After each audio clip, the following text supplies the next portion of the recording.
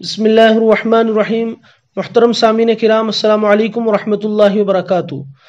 آج کی رات 15 شعبان کی رات ہے، جسے ہم شب برات یا لیلۃ البرات کے نام سے جانتے اور پہچانتے ہیں۔ اس رات کے بارے میں مناسب خیال کیا گیا کہ آپ حضرات کے سامنے قرآن و سنت کی روشنی میں صحیح فضائل کو اور اس رات میں کیے جانے والے ان اعمال کو ذکر کر دوں جو رحمت دو عالم حضرت رسول اکرم صلی اللہ تعالی علیہ وآلہ وسلم سے ثابت ہیں۔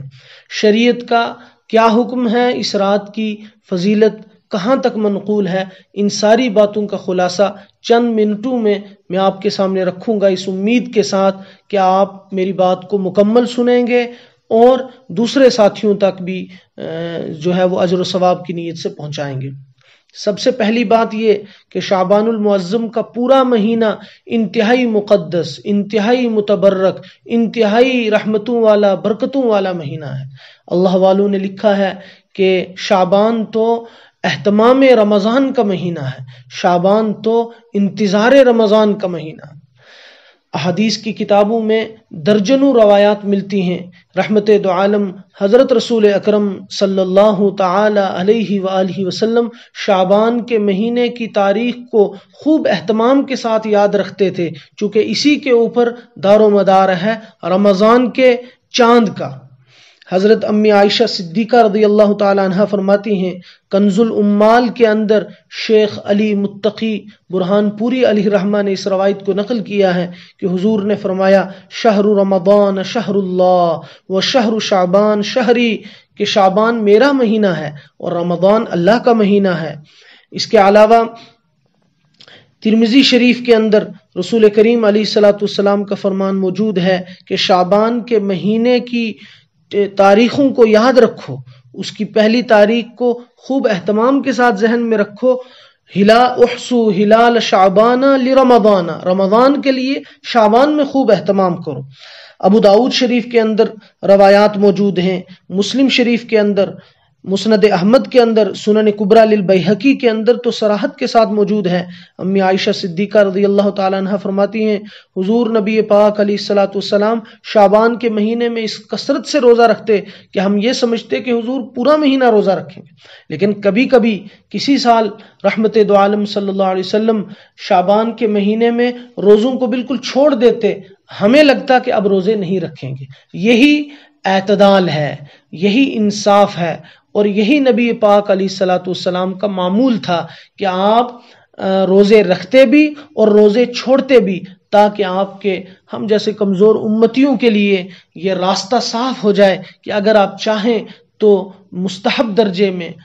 آپ روزہ رکھ لیں، اور اگر کوئی نہیں رکھتا اس کے اوپر کوئی گناہ نہیں ہے۔ بلکہ بعض روایات میں یہ بھی ملتا ہے کہ شعبان کی آخری تاریخوں میں روزہ نہ رکھو، اس کی وجہ یہ ہے تاکہ آپ کے اندر کمزوری اور ضعف پیدا نہ ہو جائے۔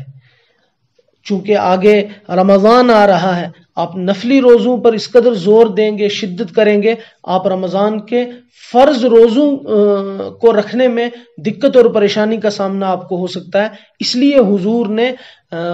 ہم پر رحم کرتے ہوئے، ہماری جو ہے وہ صحت کا خیال رکھتے ہوئے، ہماری طاقت کا خیال رکھتے ہوئے منع کیا۔ ورنہ اگر کسی شخص کے اندر طاقت ہے، ہمت ہے، قوت ہے، استعداد ہے، حوصلہ ہے، جذبہ ہے، وہ شعبان کے پورے مہینے میں بھی روزہ رکھ سکتا ہے۔ خیر، شعبان المعظم کی بے انتہا فضیلتیں حدیث کی کتابوں میں موجود ہیں۔ مسند احمد میں اور سنن کبریٰ کے اندر حضرت اسامہ بن زید رضی اللہ کی روایت موجود ہے کہ ہم نے نبی علیہ الصلوۃ والسلام سے عرض کیا کہ آپ شعبان کے مہینے میں اس کثرت سے روزے کیوں رکھتے ہیں؟ آپ نے فرمایا کہ رجب اور رمضان کے درمیان یہ شعبان کا مہینہ ہے جس سے لوگ غافل رہتے ہیں۔ اس مہینے میں اللہ جل شانہ کے دربار میں اعمال پیش کیے جاتے ہیں۔ میں چاہتا ہوں کہ میرے اعمال اس حال میں پیش ہوں کہ میں روزے سے ہوں۔ اب رہ جاتا ہے اسپیسیفکلی 15 شعبان کی رات کی فضیلت اور اہمیت۔ بعض لوگ جانے میں یا انجانے میں، جہالت کی وجہ سے، نادانی کی وجہ سے یا غلط پروپیگنڈے کی وجہ سے اس رات کی فضیلت کا انکار کر دیتے ہیں۔ ان حضرات کی خدمت میں عرض کرتا ہوں کہ مسند ابی یعلا کے اندر حدیث نمبر 4911 روایت موجود ہے کہ نبی علیہ الصلوۃ والسلام نے امی عائشہ رضی اللہ تعالی عنہا کے سوال پر فرمایا کہ عائشہ، اس رات میں ملک الموت کو لکھ دیا جاتا ہے کس کی روح قبض کرنی ہے، ہر بندے کے رزق کے لیے فرشتوں کو جو ہے وہ لسٹیں دے دی جاتی ہیں۔ میں روایت کا مفہوم عرض کرتا ہوں، اس رات میں لکھ دیا جاتا ہے کہ اس سال کون پیدا ہوگا، کس کی موت ہوگی، کون حج پہ جائے گا۔ ویسے تو ہر چیز لوح محفوظ میں ازل سے لکھی ہوئی ہے، یوں سمجھیے کہ اس رات میں پورے سال کا بجٹ پاس کیا جاتا ہے، اور اس سال میں فرشتوں کو پورے سال کے لیے کام سپرد کیے جاتے ہیں۔ یہ الفاظ میں تفہیم کے لیے اور سمجھانے کے لیے عرض کر رہا ہوں۔ اسی طرح امی عائشہ رضی اللہ تعالیٰ عنہ کی روایت حدیث کی دیگر کتابوں کے اندر موجود ہے کہ نبی علیہ الصلوۃ والسلام اس رات قبرستان تشریف لے گئے۔ امی عائشہ رضی اللہ تعالیٰ عنہ فرماتی ہیں، میں نے تلاش کیا تو حضور قبرستان میں تھے، تو آپ علیہ الصلوۃ والسلام نے فرمایا کہ اس رات یعنی 15 شعبان کو اللہ پاک بندوں کی طرف متوجہ ہوتے ہیں، اور قبیلہ بنو کلب جو عرب کے اندر ایک قبیلہ تھا اور بہت بکریاں پالتا تھا، قبیلہ بنو کلب کی بکریوں کے بالوں کے برابر اپنے بندوں میں سے لوگوں کی جو ہے وہ مغفرت کرتا ہے اور جہنم سے چھٹکارا دلاتا ہے۔ اسی وجہ سے اس رات کو شب براءت کہتے ہیں، یعنی بری کرنے کی رات، جہنم سے آزاد کرنے کی رات۔ حدیث کی دیگر بہت ساری کتابوں میں 15 شعبان کی رات میں دعاؤں کے قبول ہونے کی روایات جو ہیں وہ ہمیں ملتی ہیں۔ شعب الایمان للبیہقی کے اندر، مصنف عبد الرزاق کے اندر روایت موجود ہے، عبداللہ ابن عمر رضی اللہ تعالیٰ عنہ راوی ہیں کہ 5 راتوں میں دعائیں قبول ہوتی ہیں: رجب کی پہلی رات، جمعہ کی رات، عید الفطر اور عید الاضحیٰ کی رات، اور نصف شعبان یعنی شب برات کی رات۔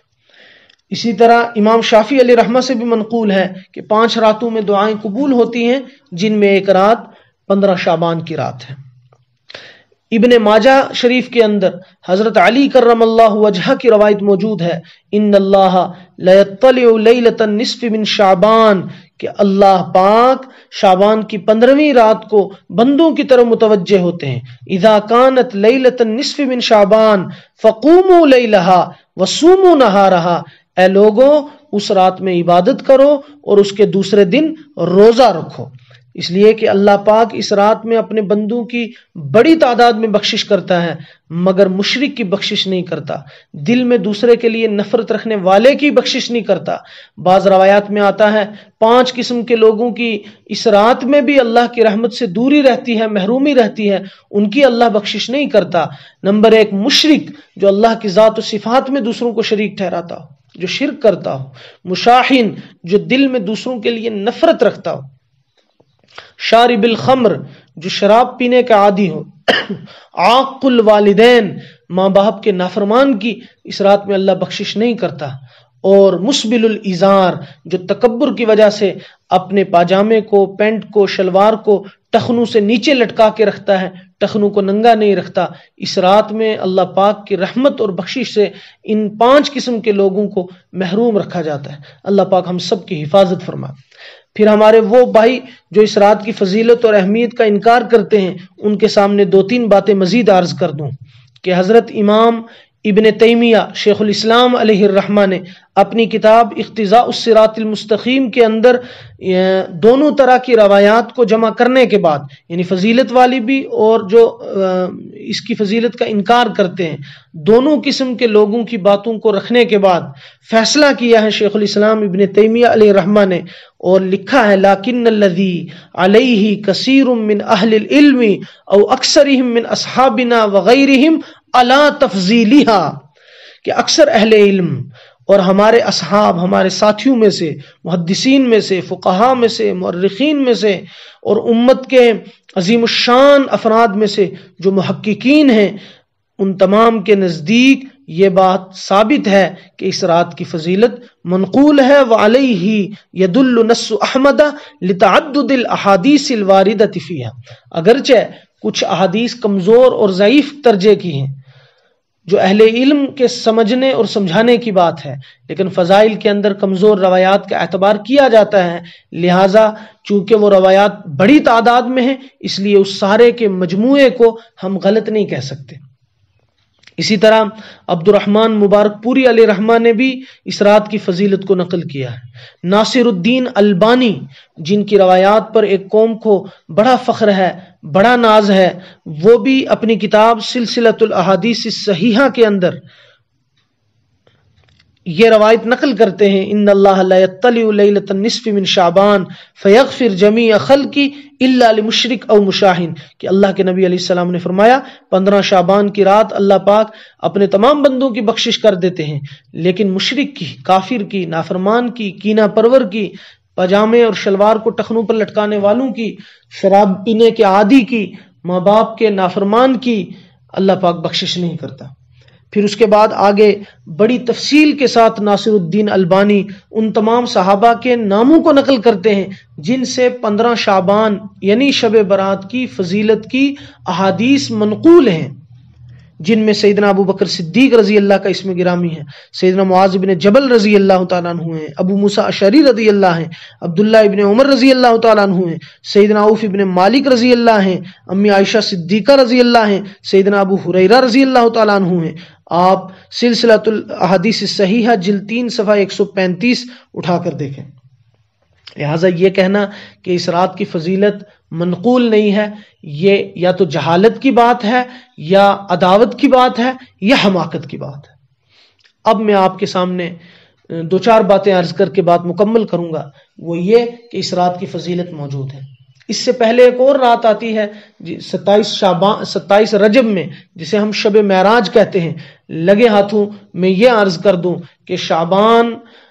کے اندر 15ویں تاریخ کو شب برات ہے، اس کی فضیلتیں موجود ہیں، عبادت کرنی چاہیے، اس کی ترغیب ہے، روزہ رکھنا چاہیے۔ اب روزہ آپ 1 رکھیں، 2 رکھیں، کوئی حرج نہیں۔ ایک اور بات ہے کہ محرم الحرام 10 محرم کو روزہ رکھنے کے سلسلے میں اللہ کے نبی علیہ السلام نے فرمایا کہ 2 روزے رکھ لو، یا ایک پہلے ملاؤ ایک بعد میں ملاؤ، چونکہ اس زمانے میں یہود و نصارہ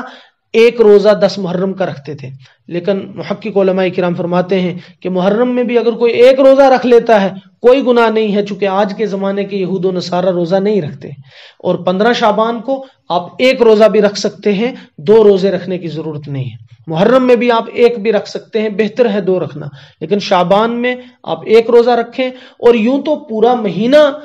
جو ہے وہ نبی علیہ السلام کا معمول تھا کہ کثرت سے روزہ رکھتے تھے، آپ کثرت سے روزہ رکھیں۔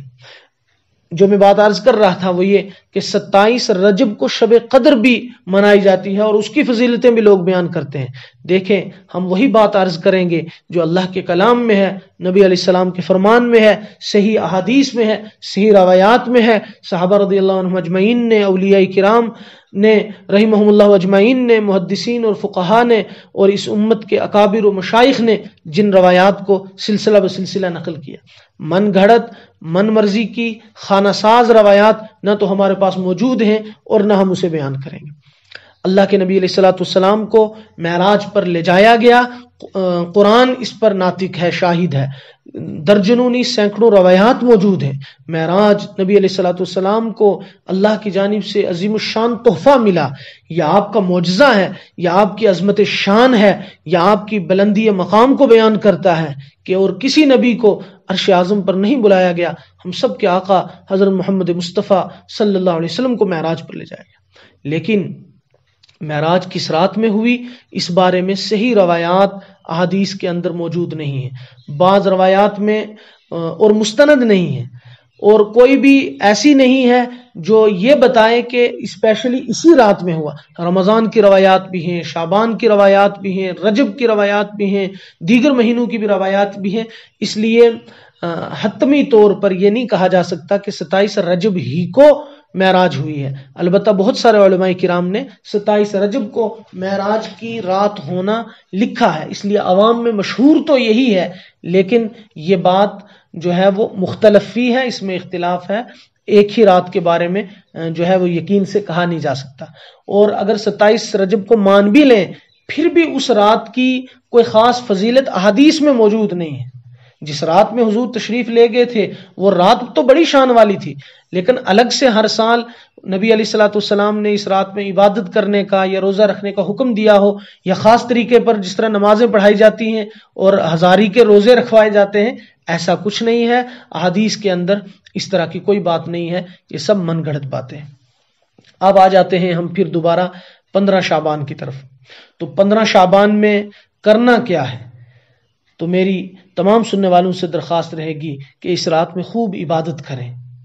عبادت کس طرح کریں؟ بہت سارے لوگ پوچھتے ہیں 2 رکعت نماز پڑھنی ہے، 4 پڑھنی ہے، پھر اس میں الگ الگ صورتیں پڑھنی ہیں۔ ایک بات ذہن نشین رکھیں کہ اس رات کی کوئی خاص عبادت اور خاص طریقے پر کوئی نماز یا عبادت کسی حدیث میں موجود نہیں ہے۔ قوموا لیلہا، آپ عبادت کریں، آپ ذکر کریں، آپ درود پاک پڑھیں، آپ استغفار کریں، آپ تسبیحات پڑھیں، آپ دعائیں کریں، آپ تلاوت کریں، آپ صدقہ خیرات کریں، آپ نمازیں پڑھیں،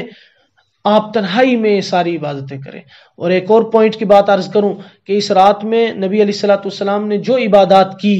اس سب کی اگر ہم تفصیل لکھیں گے اور فہرست بنائیں گے تو اکثر اعمال کو نقل کرنے والی امی عائشہ صدیقہ رضی اللہ تعالیٰ عنہا ہے، جو اس بات کی واضح علامت ہے کہ یہ سارے کام آپ گھر میں انجام دیتے تھے، تنہائی میں انجام دیتے تھے، آپ نے کھلے عام ترغیب دے کر اور اہتمام کے ساتھ یہ کام نہیں کیے۔ لہٰذا سب سے یہی درخواست ہے، آپ تنہائی میں گھر میں اگر موقع مل جائے خوب دعائیں کریں، نوافل پڑھیں، جو ہے وہ دوسرے دن روزہ رکھنے کی کوشش کریں، ذکر کریں، درود پاک پڑھیں، تلاوت کریں۔ اور اگر گھر میں اس طرح کا کوئی ماحول نہ ہو، آپ اپنے محلے کی، اپنے قریب کی مسجد میں چلے جائیں اور وہاں اگر کچھ دیر دین کی بات ہو جائے کوئی حرج نہیں ہے، لیکن رات بھر جو ہے وہ جاگنا، چراغاں کرنا، اہتمام کرنا اور پھر ایک بہت ظالمانہ قسم کا اور بہت جو ہے وہ اذیتناک جو سلسلہ ہمارے ہاں اب شروع ہو گیا ہے، لاؤڈ سپیکر کو آن کر کے سب کو پریشان کرنا، جو اندر ہیں ان کو اگر سنانا مقصود ہے تب تو ٹھیک ہے، لیکن باہر بہت سارے جو ہے وہ بیمار لوگ ہیں، ضعیف لوگ ہیں، زیر علاج لوگ ہیں، معصوم دودھ پیتے بچے ہیں، جو ہے ہماری مائیں ہیں، بہنیں ہیں، بیمار ہیں، پریشان ہیں، لاچار ہیں، آرام کی ضرورت ہے۔ یہ ایذائے مسلم، کسی کو بھی تکلیف دینا یہ حرام ہے، یہ حرام ہے۔ ہم کسی کی تکلیف کا باعث نہ بنے۔ رات بھر جو ہے وہ شور شرابہ کرنا یہ انتہائی غیر اخلاقی، غیر شرعی اور غیر عقلی بات ہے، غیر فطری بات ہے، انتہائی گناہ کی بات ہے، اس سے ہم بچیں۔ تو خوب اہتمام کے ساتھ آپ عبادت کریں، لیکن کوئی طریقہ موجود نہیں۔ دوسرے دن اگر ہمت ہے، طاقت ہے، آپ روزہ رکھیں، اور اس روزے کو ہم سنت یا واجب تو نہیں کہہ سکتے، مستحب کہیں گے۔ شعبان میں نبی علیہ السلام عام طور پر روزہ رکھتے تھے، پھر 15 شعبان یہ ایام بیز میں بھی آتا ہے، چونکہ ہر چاند کی 13، 14، 15 میں روزہ رکھنا ویسے ہی سنت ہے، تو اس سنت کے تحت اگر کوئی رکھتا ہے یہ سمجھ کے کہ ایام بیز ہے تب تو سنت ہے، لیکن اسپیشلی اس دن میں روزہ رکھنا 15 تاریخ کو، دوسرے دن جو اس سال جو ہے وہ سنیچر کا دن آ رہا ہے، اس کو سنت نہیں کہیں گے، چونکہ حضور نے بہت زیادہ ترغیب نہیں دی، بہت زیادہ حضور سے ثابت نہیں ہے، ہم اسے مستحب کہیں گے۔ باقی اللہ کے ہاتھ ہے، اللہ کس قدر کسے اجر دے وہ اللہ جانتا ہے۔ تو عبادت کریں، روزہ رکھیں، اور اس کے علاوہ ایک اور بات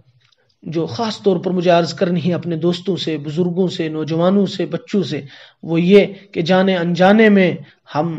غیروں سے متاثر ہو کر یا غفلت و لاپرواہی کے نتیجے میں، جو ہمارے بڑوں کی لاپرواہی ہے، ہمارے ان جو ہے دکانداروں کی لاپرواہی ہے، جو بازار میں پٹاخے لاتے ہیں، آتش بازی کی چیزیں لاتے ہیں، اور پھر جانے انجانے ہمارے معصوم اور چھوٹے بچے اور دیکھا دیکھی بڑے بچے بھی اس رات میں آتش بازی کرتے ہیں، بم پھوڑتے ہیں، پٹاخے چھوڑتے ہیں، اور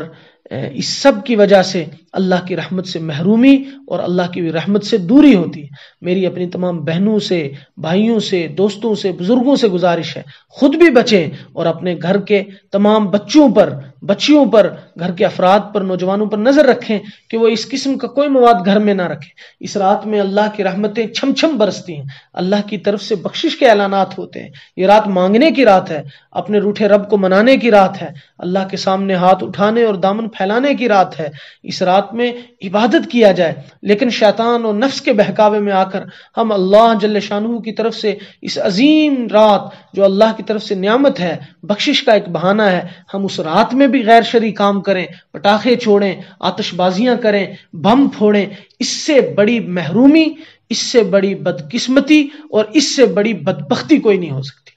اس سے بچیں، اپنے بچوں کو بچائیں۔ انتہائی غیر شرعی اور انتہائی جو ہے وہ غیر اخلاقی بات ہے، انتہائی گستاخی کی بات ہے، انتہائی بے ادبی کی بات ہے۔ اللہ پاک مجھے بھی عمل کی توفیق عطا فرمائے، اللہ پاک آپ کو بھی عمل کی توفیق عطا فرمائے۔ اس رات کی تمام فضیلتوں سے، رحمتوں سے، برکتوں سے ہم سب کو فیضیاب اور مالا مال فرمائے، اور آنے والے مقدس مہینے رمضان کی تمام خیر و برکات سے ہم سب کو بھی وافر حصہ نصیب فرمائے۔ اللہ پاک ہم سب کو عمل کی قبولیت کے ساتھ توفیق ارزانی فرمائے۔ والسلام علیکم ورحمۃ اللہ وبرکاتہ۔